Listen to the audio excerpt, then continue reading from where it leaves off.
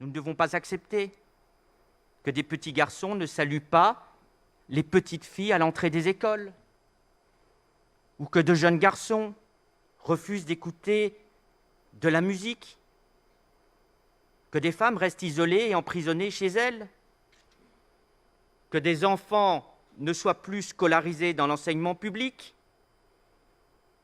que des certificats d'exemption du sport soient délivrés avec une certaine complaisance aux jeunes filles, que des salles de sport subventionnées soient réservées aux hommes, dans les faits, que des repas de substitution soient servis sous couvert de diversité, que des créneaux horaires soient réservés aux femmes pour la pratique de certaines activités, ou que des quartiers entiers se communautarisent.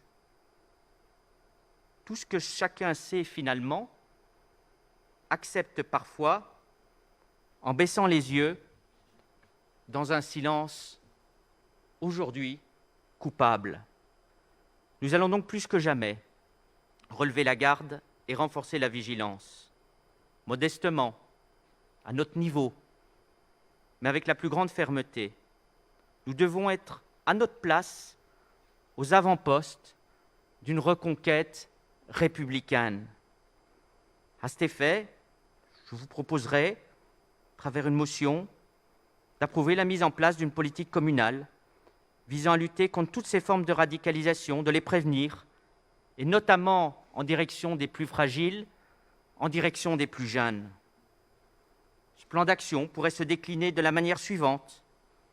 Tout d'abord, nous réunir avec les élus des autres communes, Fréjus, Puget-sur-Argence. Leurs maires ont déjà donné leur accord pour, dès la première semaine du mois de novembre, aborder la thématique de la sécurité, de la prévention de la délinquance et la lutte contre toutes les formes de radicalisation. Nous aurons aussi l'occasion, dans les prochaines semaines, de rediscuter de la convention de coordination conclue entre la commune et l'État, qui arrive à expiration pour la fin de l'année. Il sera alors demandé, à l'occasion de son renouvellement, aux représentants de la police et de la justice, d'étendre son périmètre d'intervention en incluant un volet lutte contre la radicalisation. Ce nouveau volet devrait être obligatoire, prioritaire et permanent. La commune sollicitera à nouveau et sans relâche, près de la police nationale, du procureur de la République ou du préfet, l'accès à des informations dites sensibles, des fichiers recensant l'ensemble des fichiers S du territoire. Parallèlement à ces mesures, il sera également mis en place la création d'un conseil des droits et devoirs des familles, qui aura pour objet, par le prisme du décrochage scolaire et ou de la petite délinquance, de détecter les premiers signaux en matière de radicalisation. Il permettra aussi de mieux évaluer les risques de déviance. Et c'est toujours dans ce contexte, dans ces mêmes circonstances, que nous devons demander au directeur académique de l'éducation nationale une remontée systématique pour mieux travailler ensemble de tous les actes de radicalisation en milieu scolaire, car ici encore, il faut sortir des discours convenus du type « il n'y a aucun problème ». Pour compléter ces informations, des référents laïcité, en lien étroit avec les écoles communales et structures associatives du territoire, seront également, dès la semaine prochaine, désignés au sein des services éducation et sport de la collectivité. Puis des formations en matière de détection et de traitement de la radicalisation seront organisées à destination de l'ensemble des agents de la commune. Le thème de la laïcité doit aussi redevenir un axe fort, et un axe fort de notre programmation culturelle et événementielle de la commune.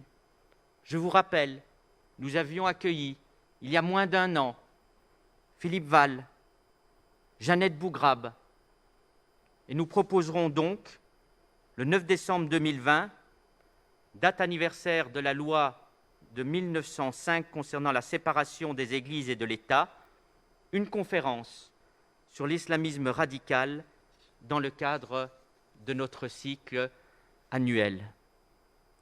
Enfin, un contrôle amplifié sera réalisé dans le cadre du soutien de la collectivité aux associations locales. À cette fin, nous adopterons une charte pour subordonner l'octroi de toute subvention et de tout avantage municipal mis à disposition de locaux, prêt de matériel, au respect de nos principes républicains les plus élémentaires et tout particulièrement le respect de l'égalité entre les hommes et les femmes. En cas de non-respect de la dite charte, les subventions et tout autre avantage municipal accordé seront supprimés et le remboursement des éventuelles subventions versées sera également exigé. Voici concrètement ce qui peut être mis en place, en espérant qu'au-delà des discours ou des annonces, nous commencions tous ensemble à nous relever et à réespérer dans les valeurs de notre République et dans les valeurs des Lumières. C'est un devoir pour nos concitoyens, mais c'est aussi un devoir à l'égard des générations futures, à l'égard de nos enfants, à l'égard de nos petits-enfants, à qui nous léguons déjà un monde bien dégradé. Laissons-leur au moins un monde dans lequel leur liberté de penser sera préservée.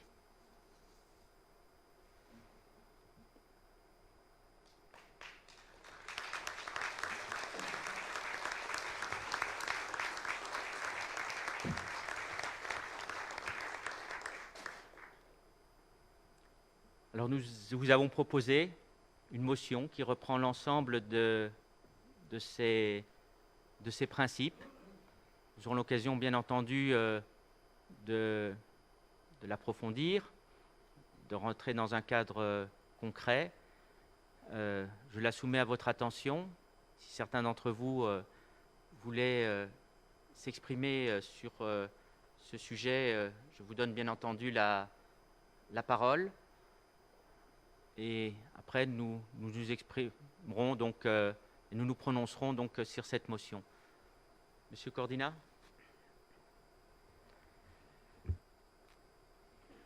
Oui, Monsieur le maire, mesdames et messieurs, bonsoir. Une simple déclaration de principe.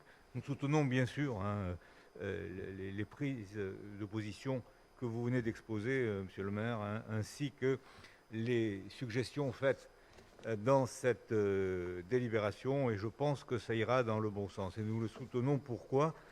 D'une part parce que nous vivons dans la République française à laquelle nous adhérons pleinement. Le sang versé pour la construire ne doit pas l'avoir été en vain, tout comme le sang versé aujourd'hui devra contribuer à la préserver. La France, comme le proclame l'article 1er de la Constitution de 1958, est une république indivisible, laïque, démocratique et sociale, je ne vous apprends rien. Elle assure l'égalité devant la loi de tous les citoyens, sans distinction d'origine, de race ou de religion. Et nous la soutenons également, d'autre part, parce que les lois de la République ainsi que les institutions créées par la Constitution doivent être respectées et nous y tenons.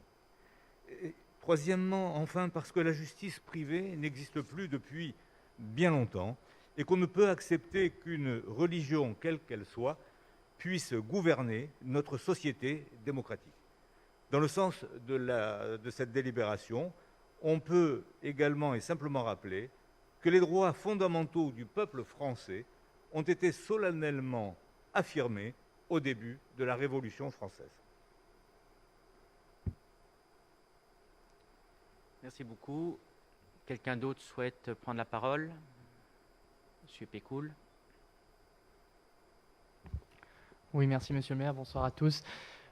Nous, notre groupe, on approuve évidemment toutes ces propositions et le discours que nous partagions. Et c'est une bonne chose d'être tous ensemble unis face à la barbarie. Et il ne faut absolument rien lâcher. C'est pour ça que nous soutenons évidemment toutes les propositions qui sont faites dans cette motion. Y a-t-il d'autres demandes d'intervention ? Monsieur Chapon. Oui, bien évidemment, on souscrit totalement aux propos que vous avez tenus et aux propositions que vous faites. Je vous en remercie, Monsieur Pinerny. Comme ça, nous avons chacun des représentants qui a pu s'exprimer. Je pense que vous adhérez aussi totalement à cette démarche que nous entreprenons ensemble, et l'unanimité est évidemment importante. Je vous en remercie. Donc vous notez que la motion recueille l'unanimité des membres du conseil municipal.